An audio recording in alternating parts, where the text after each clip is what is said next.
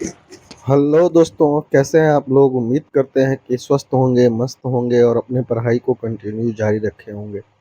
तो दोस्तों, हाजिर हैं आप लोगों के लिए एक नए टॉपिक के साथ जिसका संबंध है मौर्य वंश से। तो दोस्तों, मौर्य वंश की स्थापना जो है वो चंद्रगुप्त मौर्य ने नंद वंश के अंतिम शासक घनानंद को हरा करके किया था। अगर हम मौर्य वंश के जानकारी के बारे में देखें तो हमें मौर्य वंश की जानकारी जो है वो दो तरह के स्रोतों से पता चलता है। एक साहित्यिक स्रोत और दूसरा है पुरातात्विक स्रोत। साहित्यिक स्रोत के अंतर्गत उस समय में जो लिखी गई पुस्तकें हैं, इसमें अर्थशास्त्र, मुद्रा राक्षस, इंडिका और जैन और बौद्ध ग्रंथ प्रमुख है। और अगर पुरातात्विक स्रोत को देखें तो उसमें उस समय के शासकों के द्वारा जो स्थापित की गई अभिलेख हैं उस वो आते हैं, जिसमें अशोक के शिलालेख, जूनागढ़ अभिलेख और रुद्रदामन का अभिलेख जो है वो प्रमुख है। चलिए आगे बढ़ते हैं और देखते हैं। तो सबसे पहले हम लोग मौर्य साम्राज्य के विस्तार के बारे में देखते हैं। देखिए, जैसे ही चंद्रगुप्त मौर्य ने मौर्य वंश की स्थापना की और मगध की गद्दी पर बैठा, तो उसने अपने साम्राज्य के विस्तार का कार्य शुरू कर दिया। और साम्राज्य विस्तार के अंतर्गत उन्होंने मौर्य साम्राज्य को जो है वो उत्तर में हिमालय से लेकर दक्षिण में मैसूर तक तथा पूर्व में बंगाल से लेकर उत्तर पश्चिम में हिंदू कुश पर्वत तथा पश्चिम में अरब सागर तक के क्षेत्र को अपने साम्राज्य में मिला लिया था।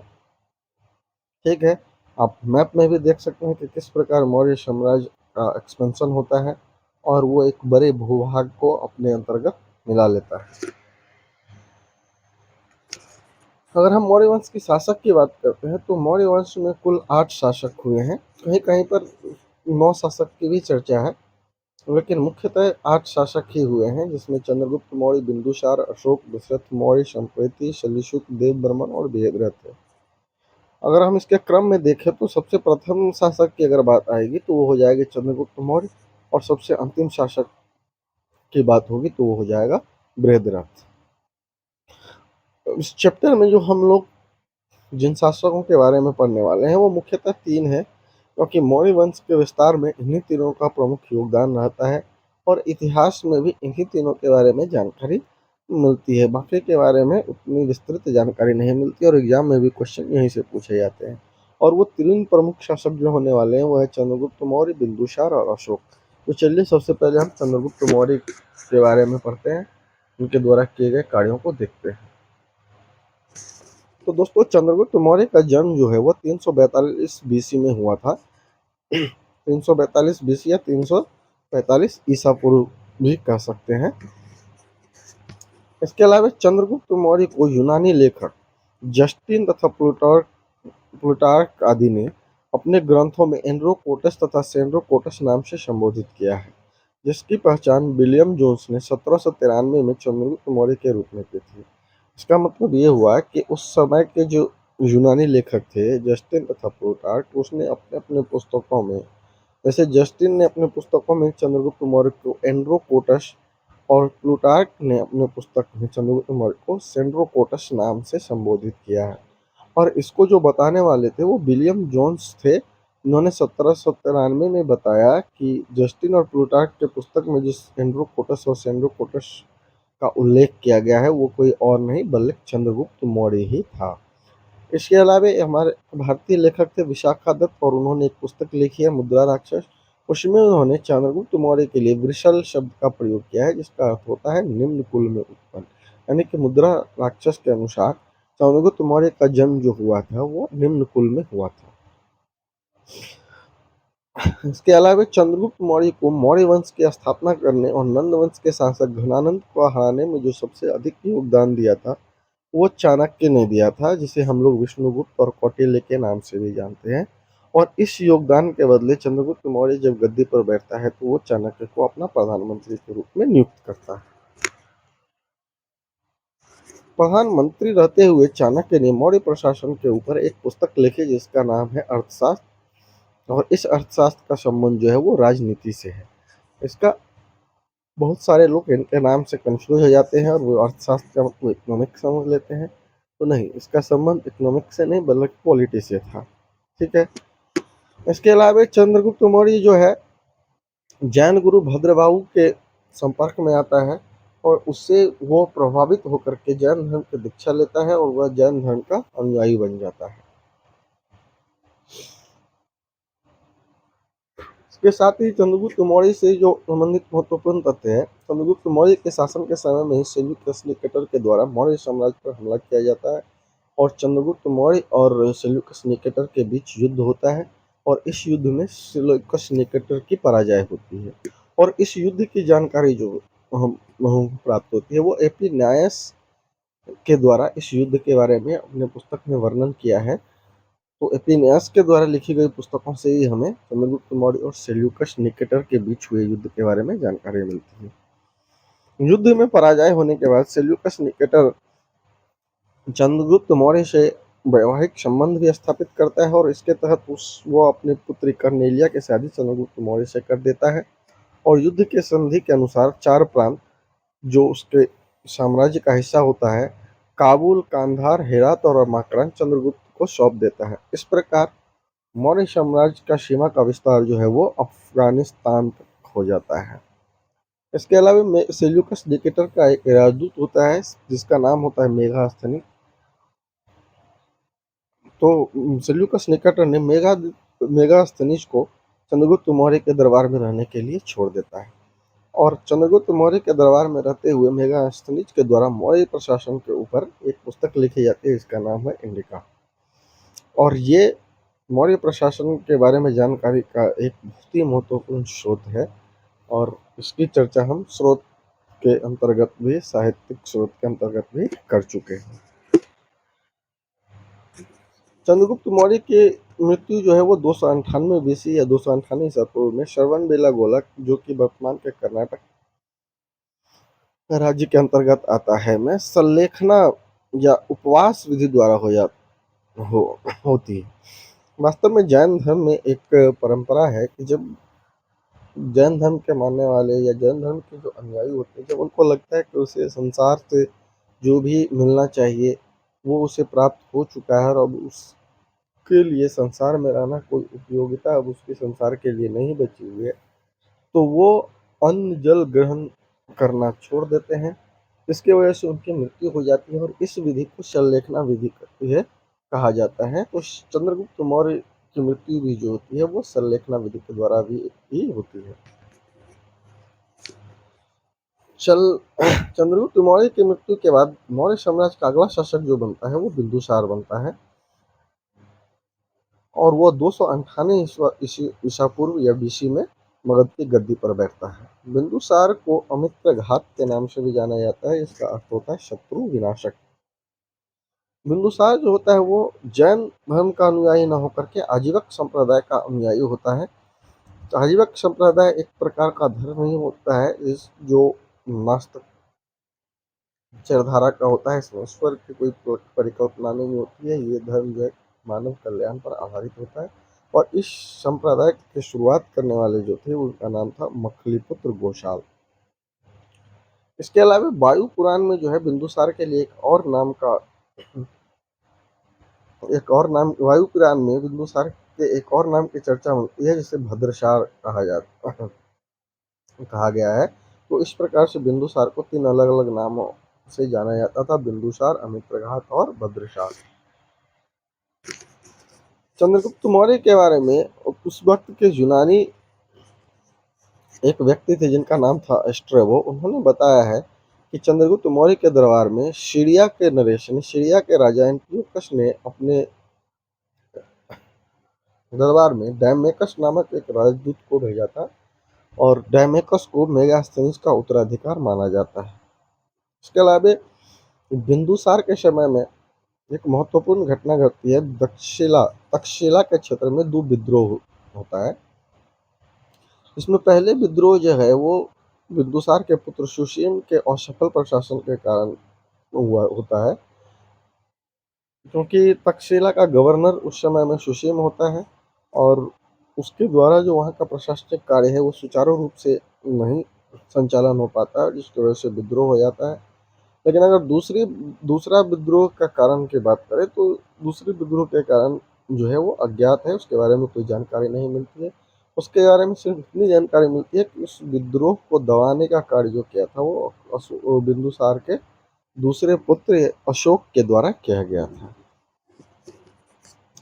इसके अलावा एक और यूनानी लेखक थे जिसका नाम था एथिनियस। वो बिंदुसार के बारे में लिखता है कि जब सीरिया के शासक एंटियोकस ने डायमेकस नामक व्यक्ति को राजदूत के रूप में बिंदुसार के दरबार में भेजता है, तो वो डायमेकस के द्वारा सीरिया नरेश से मदिरा, सूखे अंजीर और दार्शनिक भेजने की प्रार्थना करता है। और कहा ऐसा आता है कि एंटियोकस के द्वारा मदिरा और सूखे अंजीर भेज दिया जाता है, परंतु दार्शनिक नहीं भेजा जाता है, और यह कह के मना कर दिया जाता है कि हमारे यहाँ दार्शनिक को दूसरे राज्य में भेजने की परंपरा नहीं है। आगे चलकर 273 ईसा पूर्व में बिंदुसार की मृत्यु हो जाती है। कहीं कहीं पर इस जो है आपको इसके मृत्यु से संबंधित डेट 268 ईसा पूर्व भी देखने को मिल सकता है, तो इसको लेके परेशान नहीं होना है। आप एग्जाम में ऑप्शन के को देख करके क्वेश्चन को हल कर सकते हैं।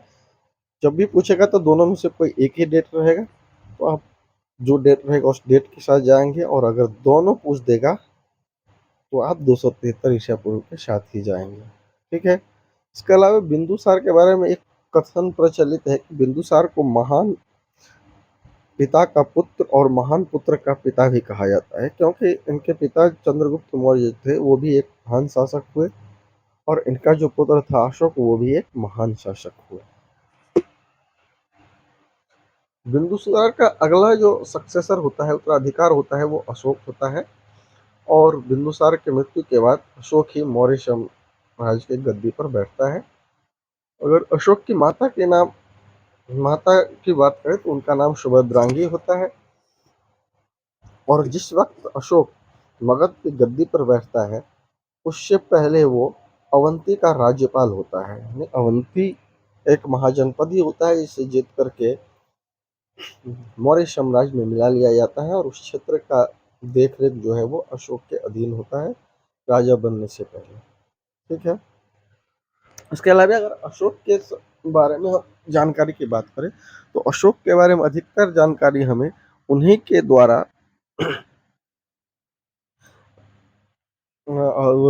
द्वारा बनाए गए अभिलेखों से मिलती है, जिससे तीन उनके द्वारा जो अभिलेख का निर्माण करवाया गया था वो तीन तरह के अभिलेख थे।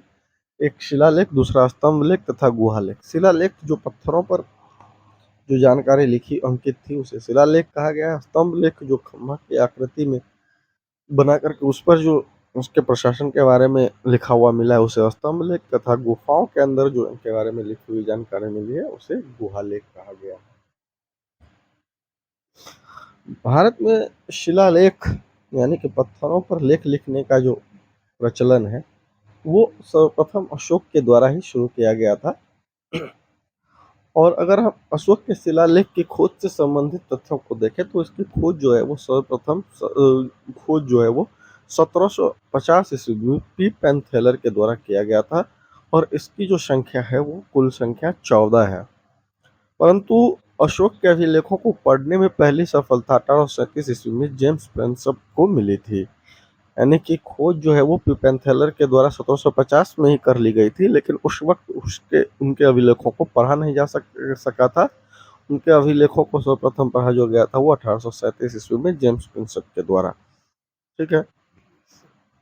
इसके अलावा अशोक के जो शिलालेख मिले हैं उन पर अलग अलग लिपि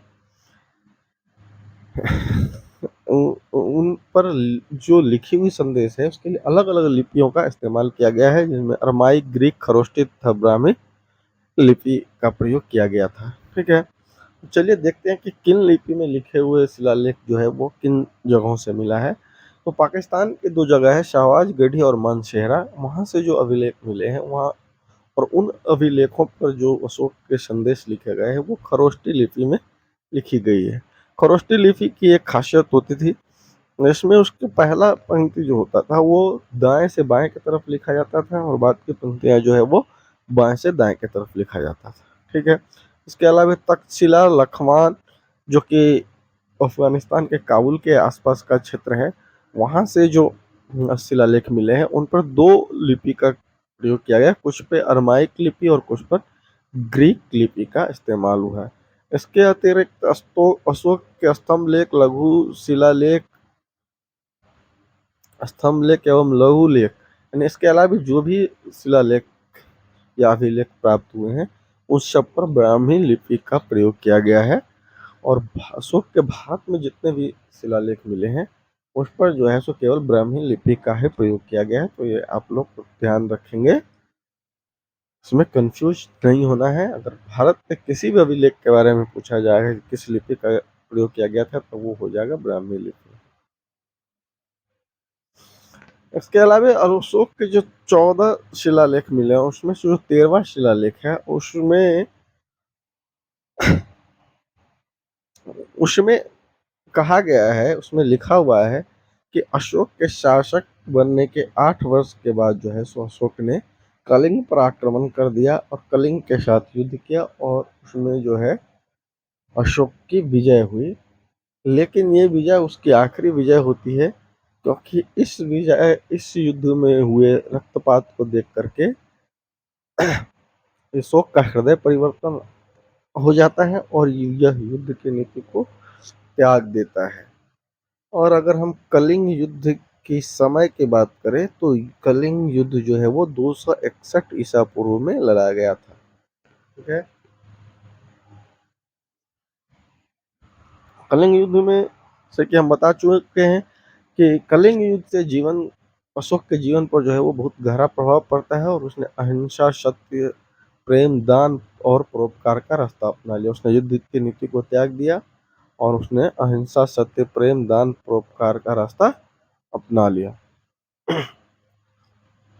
इसके बाद अशोक की मुलाकात बौद्ध भिक्षु उपगुप्त से होती है और उसके प्रभाव में आकर के वो बौद्ध धर्म को ग्रहण कर लेता है। बौद्ध धर्म ग्रहण करने के बाद अशोक जो है वो बौद्ध धर्म के प्रचार के लिए अपने पुत्र महेंद्र और पुत्री संघमित्रा को श्रीलंका भेजता है। ठीक है, यहाँ पर थोड़ा सा गलती लिखा गया है। अशोक के द्वारा आजीविकों के रहने हेतु बराबर की पहाड़ियों पर 4 गुफाओं का निर्माण करवाया जाता है, जिनका नाम था कर्ज, चौपार, सुदामा और विश्वझोपड़ी। देखिए, अशोक के जो पिता होते बिंदुसार वो आजीवक संप्रदाय के अनुयायी होते और इन्होंने अपने पिता के सम्मान में आजीविक आजीविक संप्रदाय के मानने वाले जो लोग होते हैं उनके लिए बराबर की पहाड़ियों में 4 गुफाओं का निर्माण करवाता है, जिसका अलग अलग नाम होता है और वो नाम है कर्ज, चौपार, सुदामा तथा विश्वझोपड़ी। तो इस तरह से हमने अशोक के शिलालेख के बारे में देख लिया। अब अगर हम बात करते हैं अशोक के स्तंभ लेखों की तो इसकी संख्या 7 है, जो 6 अलग अलग स्थानों से मिला है। ठीक है, इसमें अशोक का सबसे छोटा स्तंभ लेख जो है वो उसका नाम है रुमिनदेई, जो है नेपाल से प्राप्त हुआ है। ठीक है, इसी में लुम्बिनी में धम्म यात्रा के दौरान अशोक द्वारा भू राजस्व की दर घटा देने की घोषणा की गई है। और ये जो रुमिनदेई अभिलेख है इसी अभिलेख में ये चर्चा है कि अशोक जब अपने धम्म यात्रा यानी कि धर्म यात्रा के दौरान नेपाल पहुंचता है, नेपाल के लुम्बिनी में पहुंचता है, तो वह भू राजस्व के दर को घटा देता है। और ये बातें रुमिनदेई अभिलेख में ही लिखा गया है, जो कि एक स्तंभ लेख है। और ये क्या है, सबसे छोटा स्तंभ लेख है। ये क्वेश्चन जो है एग्जाम में पूछा गया है, जेम्स प्रिंसेप वाला क्वेश्चन पूछा गया है। ठीक है, कलिंग युद्ध के बारे में क्वेश्चन पूछा गया है। तो प्राचीन भारत से क्वेश्चन जो पूछा जाता है इसमें 2 चैप्टर जो है काफी महत्वपूर्ण है। सर्वाधिक क्वेश्चन, हालांकि सारे चैप्टर महत्वपूर्ण है और हर चैप्टर से क्वेश्चन पूछे जाते हैं, लेकिन 2 चैप्टर से काफी ज्यादा क्वेश्चन पूछे जाते हैं। एक तो सिंधु घाटी सभ्यता से और दूसरा मौर्य साम्राज्य से। अगर आप सिंधु घाटी सभ्यता के बारे में जानकारी पाना चाहते हैं तो आप हमारे चैनल के प्लेलिस्ट में जा करके सिंधु घाटी से संबंधित डिटेल वीडियो वहाँ पर अपलोड किया जा चुका है, उसको आप देख सकते हैं। वैसे तो हमने सारे टॉपिक से संबंधित इससे पूर्व के जो भी टॉपिक है उसका वीडियो डाल चुके हैं और आगे का जो भी टॉपिक है उसका वीडियो भी अपलोड कर देंगे। आप अपनी आवश्यकता के अनुसार वीडियो को देख सकते हैं, चैनल को सब्सक्राइब कर सकते हैं, वीडियो को लाइक कर सकते हैं। ठीक है, चलिए आगे बढ़ते हैं। और इन सातों स्तंभ लेख के बारे में थोड़ा सा जानने का प्रयास करते हैं कि ये कहाँ अवस्थित है और इसमें किन चीज़ों के बारे में जानकारी दी गई। तो पहला स्तंभ जो लेख है वो उसका नाम है प्रयाग स्तंभ लेख। यह पहले कौशाम्बी में स्थित था, फिर इस स्तंभ लेख को अकबर ने इलाहाबाद के किले में स्थापित करवा दिया। प्रयाग स्तंभ लेख जो है ये पहले कौशाम्बी में स्थित था, जिसे अकबर के द्वारा क्या हुआ, कौशाम्बी से ले आकर के इलाहाबाद के किले में जो है उसको स्थापित करवा दिया गया। दूसरा जो इसका स्तंभ लेख है जिसका नाम है दिल्ली टोपरा, यह स्तंभ जो है फिरोज शाह तुगलक द्वारा टोपरा से दिल्ली लाया गया था, यानी कि पहले जो ये स्तंभ लेख था ये टोपरा में था, जिसे बाद में जो है फिरोज शाह तुगलक के द्वारा जो है वो दिल्ली लाया गया था। और अगर आप कभी दिल्ली जाते हैं और कुतुब मीनार को देखने के लिए जाते हैं तो वहां पर अभी भी ये स्तंभ लेख मौजूद है। तीसरा है दिल्ली मेरठ, यह इस स्तंभ को ही फिरोज शाह तुगलक के द्वारा मेरठ से दिल्ली लाया गया था। ये अशोक के द्वारा इस स्तंभ की स्थापना जो वो मेरठ में की गई थी, परंतु फिरोज शाह तुगलक के द्वारा इसे मेरठ से ले दिल्ली में ला करके स्थापित करवा दिया जाता है। चलो चौथा है रामपुरवा, और यह स्तंभ लेख जो है वो बिहार के चंपारण जिला में स्थित है और इसकी खोज 1872 ईस्वी में कार्लवाइल ने की थी। अगला है लौरिया अरेरा, और यह स्तंभ लेख भी चंपारण बिहार में ही स्थित है। और एक है लौरिया नंदनगढ़, और यह स्तंभ लेख भी चंपारण के बिहार में ही स्थित है। और इसी स्तंभ पर मोर का चित्र बना हुआ है। क्वेश्चन आपसे पूछा जा सकता है कि अशोक के कौन सा स्तंभ लेख है जिसके ऊपर मोर का चित्र बना हुआ है, तो वो हो जाएगा लौरिया नंदनगढ़। और क्वेश्चन ऐसा भी पूछा जा सकता है कि अशोक के लौरिया नंदन अभिलेख लौरिया नंदनगढ़ स्तंभ लेख जो है वो बिहार के किस जिले से प्राप्त हुए, तो चंपारण हो जाएगा। रामपुरवा, लौरिया अरेराज और लौरिया नंदनगढ़, ये तीनों स्तंभ लेख जो है वो बिहार के चंपारण से प्राप्त हुए। तो आगे बढ़ते हैं और मौर्य वंश से संबंधित महत्वपूर्ण तथ्यों को देखते हैं। तो मौर्य वंश का अंतिम शासक जो है वो व्यधिरथ होता है, और इसकी हत्या जो है इसके सेनापति पुष्यमित्र शुंग के द्वारा कर दिया जाता है। और इसके साथ ही मौर्य वंश की समाप्ति हो जाती है और मगध पर एक नए वंश शुंग वंश या ब्राह्मण वंश की स्थापना होती है। इसको हम लोग आगे पढ़ेंगे, उससे पहले हम लोग थोड़ा सा मौर्य प्रशासन के बारे में देखते हैं। देखिए, कोई भी साम्राज्य अगर इतनी बड़ी क्षेत्र में उसका विस्तार होता है और वो एक लंबे समय तक सस्टेन करता है, स्टेबल रहता है, तो इसके पीछे एक सुदृढ़ प्रशासनिक व्यवस्था होता है। बिना सुदृढ़ प्रशासनिक व्यवस्था के किसी भी साम्राज्य को इतने व्यवस्थित तरीके से और इतने बड़े क्षेत्र पर इतने समय तक सुव्यवस्थित नहीं रखा जा सकता है। तो मौर्य साम्राज्य का विस्तार अगर इतने बड़े क्षेत्रों पर था और वो इतने समय तक स्टेबल रहा, तो निश्चित रूप से एक मजबूत प्रशासनिक व्यवस्था रही होगी। तो हमें इस प्रशासनिक व्यवस्था को देखना आवश्यक है और इस यहाँ से क्वेश्चन भी पूछे जाते हैं। तो देखिए, मौर्य प्रशासन जो था वो 3 भागों में बटा हुआ था। एक केंद्रीय प्रशासन था, एक प्रांतीय और एक स्थानीय। तो चलिए हम तीनों प्रशासनिक व्यवस्थाओं को अलग अलग से देखते हैं। देखिए, मौर्य प्रशासन भले ही 3 भागों में बटा हुआ था, लेकिन इसकी स्ट्रक्चर जो थी वो केंद्रीयकृत थी, यानी कि पावर जो था वो सारा केंद्र के पास ही होता था।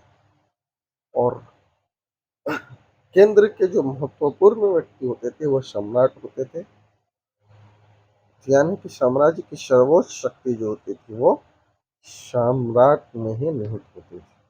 ठीक है, सम्राट को कार्य करने के लिए जो देने का काम करता था वो मंत्री परिषद द्वारा किया जाता था, जिसकी संख्या 12, 16 या 20 हुआ करती थी। कभी कभी 12, कभी 16 या कभी 20, यानी घटती बढ़ती रहती थी। जिसकी तुलना आप अभी के मंत्रिमंडल से करते हैं कि जब मंत्रिमंडल का विस्तार होता है तो एक दो अधिक मंत्रालय बना करके मंत्रियों की संख्या बढ़ा दी जाती है, कभी घटा दी जाती है, तो आवश्यकता अनुसार इसकी संख्या घटती बढ़ती थी, जो 12 से 20 के बीच में हुआ करती थी। इसके बाद जो नंबर आता था वो प्रशासन का आता था, ब्यूरोक्रेट्स का आता था, जो अभी हम लोग भी अभी भी देखते हैं कि जब भी कोई गवर्नमेंट बनती है तो उसमें एक मंत्रिपरिषद का गठन होता है और मंत्री के नीचे कुछ सचिव होते हैं जो ब्यूरोक्रेट्स होते हैं। ठीक है, तो उस समय में भी मौर्य प्रशासन के समय में ही केंद्रीय सर्वोच्च शक्ति जो होता था वो राजा के पास होता था। प्रजा को सहायता करने के लिए एक मंत्रिपरिषद यानी मंत्रियों का समूह होता था, और मंत्रियों के द्वारा और मंत्रियों को मदद करने के लिए जो एक प्रशासन की टीम होती थी, एक ब्यूरोक्रेट्स की टीम होती थी, जिसे उस समय तीर्थ कहा जाता था, और इसकी संख्या जो थी वो 18 होती थी। और इन समूह का जो हेड होता था, यानी तीर्थों में भी जो सबसे उच्च पद पर होता था उसे श्रेणी कहा जाता। ठीक है, सॉरी, तीर्थ प्रशासन में अधिकारियों में सर्वोच्च श्रेणी थी। हाँ, ठीक है। इसके बाद प्रशासनिक का दूसरा लेयर जो होता था, यानी कि उसे अध्यक्ष कहा जाता था। ठीक है, ये प्रशासन के दूसरे इकाइयों की तरह होता था। जैसे कि आप मान लीजिए एक डिस्ट्रिक्ट मजिस्ट्रेट, एक सचिव होता है, और सचिव के नीचे एक जिला अधिकारी होता है। ठीक है,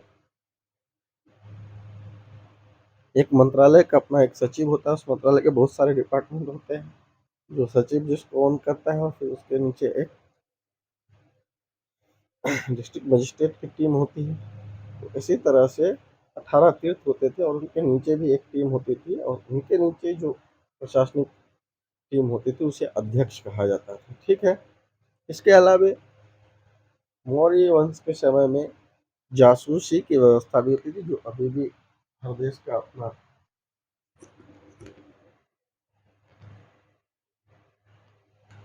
का अपना एक सीक्रेट एजेंसी होती है। उस समय मौर्य प्रशासन के समय में भी एक सीक्रेट ऐसी एजेंसियां हुआ करती थी, और और जासूसी करने वाले लोग जो होते थे उनको गूढ़ पुरुष कहा जाता था, यानी जासूसों को, गुप्तचरों को गूढ़ पुरुष कहा जाता था।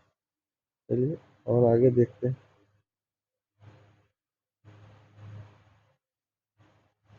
केंद्रीय प्रशासन के बाद दूसरा नंबर जो आता था वो प्रांतीय प्रशासन का आता था। यानी कि देखिए, पूरे साम्राज्य जो था, केंद्र में रहते हुए पूरे साम्राज्य पर नियंत्रण करना मुश्किल था, क्योंकि राजा तो केंद्र में बैठता था, और साम्राज्य जो उस समय मौर्य वंश की जो राजधानी हुआ करती थी पाटलिपुत्र, जो राजा तो पाटलिपुत्र में होता था, लेकिन इसका विस्तार तो अफगानिस्तान तक था। तो पाटलिपुत्र में बैठ करके अफगानिस्तान तक के प्रशासन को कंट्रोल करना थोड़ा सा मुश्किल होता था। तो प्रशासनिक दृष्टिकोण से उन्होंने पूरे साम्राज्य को प्रांतों में विभाजित कर दिया था, और चंद्रगुप्त मौर्य ने पूरे मौर्य साम्राज्य को जो है वो 4 प्रांतों में विभाजित कर दिया था।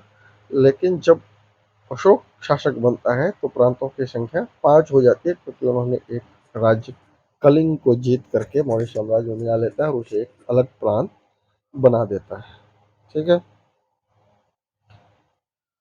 प्रांतों को जो है वो जिलों में विभाजित कर दिया गया था।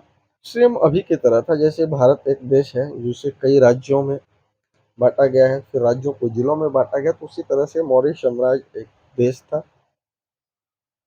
उसे 4 या 5 प्रांत कर लिए, 5 प्रांतों में बांटा गया था, और प्रांतों को जिलों में बांटा गया। ठीक है,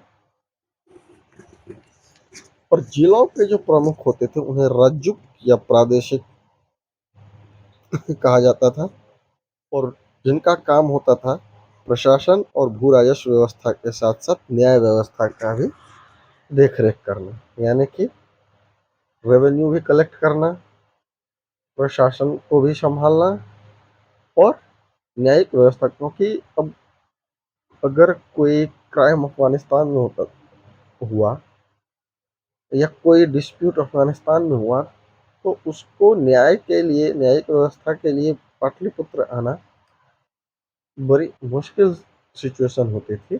हालांकि केंद्र में भी न्यायिक व्यवस्था थी, लेकिन ये केंद्रीय प्रशासन के अंतर्गत आते थे, और राज्य में अगर कोई या जिला में अगर कोई डिस्प्यूट होता था तो उसका निवारण वहीं कर लिया जाता था, और उसके लिए वहाँ पर अधिकारियों की नियुक्ति की जाती थी।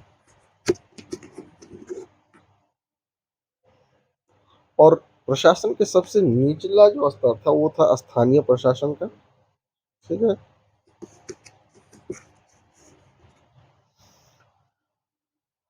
जिस प्रकार से क्या गया था, पूरे साम्राज्य को प्रांतों में विभक्त कर दिया गया था, प्रांतों को जिलों में विभक्त कर दिया गया था। उसी तरह से जिलों, कई सारे गांव को मिला करके जिलों का निर्माण होता था और जिलों के अंतर्गत कई सारे गांवों का विभाजन कर दिया गया था। और प्रशासन की जो सबसे छोटी इकाई थी वो गांव होती थी। ठीक है। जिला एवं ग्रामीण व्यवस्था के बीच स्थानीय नामक प्रशासनिक इकाई कार्य करती थी। और जिला और गांव के बीच जो कम्युनिकेशन का काम था वो एक स्थानीय नामक प्रशासनिक इकाई होती थी, जो जिला और गांव के बीच रिलेशन को बना करके रखते थे। ठीक है। और इस काम के लिए जिस अधिकारी की नियुक्ति की जाती थी उनका नाम स्थानिक होता था। ठीक है।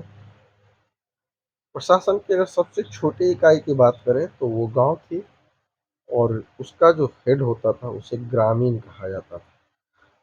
तो इस तरह से आपको मौर्य प्रशासन के स्ट्रक्चर समझ में आ गया होगा। देखिए, एक बार और हम समझा देते हैं। मौर्य प्रशासन जो था वो 3 अलग-अलग डिपार्टमेंट में बँट करके काम करता था। एक केंद्रीय, देखिए पूरा मौर्य प्रशासन तो केंद्रीयकृत थी, यानी कि पूरा पावर केंद्र के पास होता था।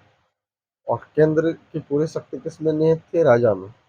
राजा को मदद करने के लिए एक मंत्रिपरिषद होती थी, जिसमें कई सारे मंत्री होते थे। ठीक है। और मंत्रियों की मदद करने के लिए एक ब्यूरोक्रेट्स की टीम होती थी, जिसे तीर्थ कहा जाता था, और उसकी संख्या 18 थी। और उन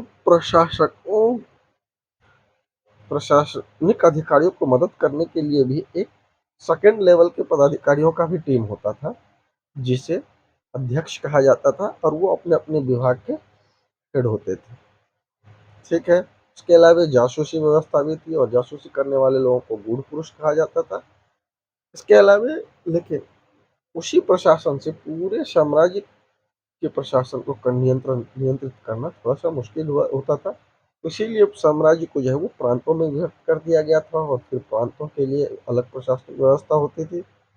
प्रांतों को जिलों में विभक्त कर दिया गया था, और जिले को जो है वो गांव में विभक्त कर दिया गया था। और गांव का जो प्रमुख होता था, और प्रशासन की सबसे जो निचली इकाई होती थी वो गांव होती थी। गांव के बाद कोई प्रशासनिक इकाई नहीं होती थी। और गांव का जो प्रमुख होता था वो ग्रामीण होता था। और जिले और प्रांत, ग्राम और जिलों के बीच जो नियंत्रण का काम करता था उसे स्थानिक कहा जाता था। ठीक है। और प्रादेशिक लेवल पर, जो प्रांत के लेवल पर जो अ, प्रशासनिक पदाधिकारी थे उन्हें राजुक या प्रादेशिक कहा जाता था। ठीक है। और इसे आप वर्तमान समय के तुलना में भी तुलना करके भी समझ सकते हैं कि जिस तरह से क्या होता है कि भारत एक देश है। देश को राज्यों में, राज्यों को जिलों में, जिलों को ब्लॉक में, ब्लॉक को गांव में। तो हाँ, ब्लॉक नहीं होते, जिला के बाद सीधे ग्राम पंचायत, जिसको आप अभी हम लोग कहते हैं, तो वहाँ पर जिला के बाद सीधे ग्राम पंचायतों में प्रशासनिक विभाजन किया गया था। परंतु इन लोगों के पास किसी भी निर्णय को लेने की पावर नहीं होती थी। इनके लिए निर्णय जो है वो राजा के द्वारा ही लिया जाता था, बस इनको इसको इम्प्लीमेंट कराना होता था। जैसे अभी क्या है कि पंचायती राज जो है उसके पास कुछ स्वायत्तता है। कुछ मामले ऐसे हैं जिनमें वो इंडिपेंडेंट डिसीजन ले सकते हैं, उससे उसे पीएम से पूछने की आवश्यकता नहीं है। या राज्य है तो राज्य के भी कुछ मामले हैं। हाँ, कुछ मामले जरूर ऐसे होते हैं जो केंद्र अपने हाथ में रखती है, उसमें राज्य का कोई डिसीजन राज्य नहीं ले सकता है। परंतु कुछ मामले ऐसे होते हैं जिसमें राज्य के वो ये पावर होता है कि वो खुद कानून बना सकता है, डिसीजन ले सकता है। लेकिन उस समय प्रांतीय प्रशासन के पास ये पावर नहीं होते थे कि किसी भी विषय से संबंधित कोई निर्णय या कोई कानून खुद से बना सके। वो कानून राजा के द्वारा ही बनाया जाता था, इनका काम सिर्फ इम्प्लीमेंट कराना होता था। क्योंकि उस वक्त जो थी वो प्रशासनिक प्रशासन जो थी वो क्या थी, केंद्रीयकृत थी, और सर्वोच्च शक्ति जो था वो राजा के हाथों में नहीं था, पावर डिस्ट्रीब्यूशन नहीं था। अभी के समय में पावर डिस्ट्रीब्यूशन है, अलग अलग स्टेज पर अलग अलग राज्यों को, जिलों को कुछ सत्ता दी गई है। जिला तो खैर राज्य का इकाई है, जैसे ग्राम पंचायत एक अलग निकाय है, तो ग्राम पंचायत को जो है वो कुछ पावर, स्वायत्त पावर दी है कि कुछ मामले में उसे राज्य से पूछने की जरूरत नहीं है या केंद्र से पूछने की जरूरत है, वो इंडिपेंडेंट डिसीजन ले सकती है। लेकिन उस वक्त ऐसा नहीं था, उस वक्त राजा निर्णय लेता था, इन लोगों का सिर्फ काम होता था उसका इम्प्लीमेंटेशन कराना।